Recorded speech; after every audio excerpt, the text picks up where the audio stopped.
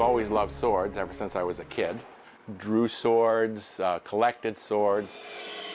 These days, Trent Schriefer is making swords, wooden swords. The kind top martial artists like Andrew Jefferson might use for practice and sparring. It's probably as close to what we're going to get that the ancient masters who were making them were making. So it's as close to a real metal sword being wood as I've seen. People don't realize this, but knights, gladiators, samurai, they most often trained with wooden swords called a waster. They trained with wood so not to ruin the much more expensive metal sword. This is still pretty rough right now, although I can feel it balanced.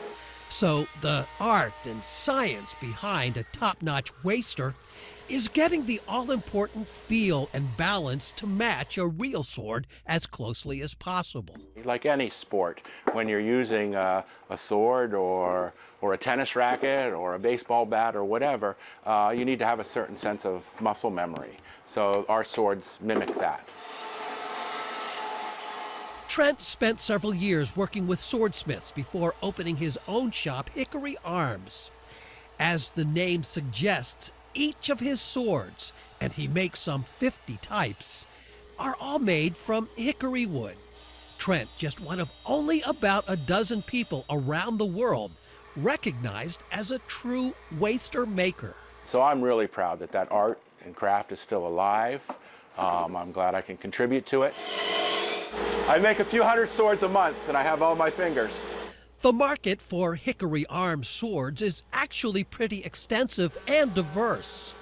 Aside from the martial arts, stage companies, medieval reenacting groups, special events, and some folks simply appreciate a fine custom-made sword.